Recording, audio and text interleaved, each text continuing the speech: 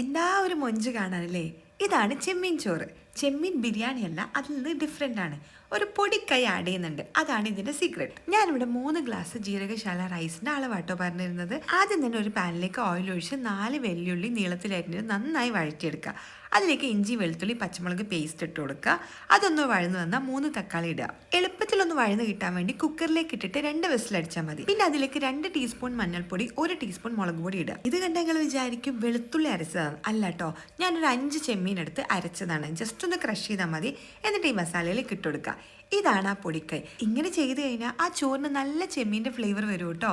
പിന്നെ അതിലേക്ക് കഴുകി വൃത്തിയാക്കി വെച്ച ജീരകശാല റൈസില്ലേ, ഒരു അരമണിക്കൂർ കുതിർത്തിട്ട് ഇതിലേക്ക് ഇട്ട് കൊടുക്കുക. പിന്നെ വളരെ എളുപ്പമാണ്. നന്നായി ഒന്ന് മിക്സ് ചെയ്തിട്ട് ഉപ്പ് പാകമാണോ നോക്കുക.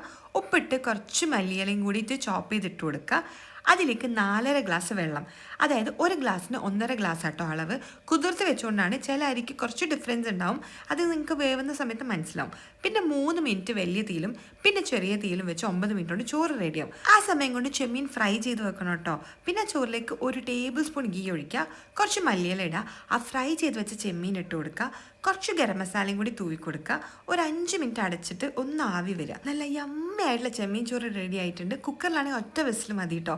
ട്രൈ ചെയ്ത് നോക്കുക. ഇതുപോലത്തെ വീഡിയോസിന് ഫോളോ മൈ ലൈഫ് സ്റ്റോറീസ്.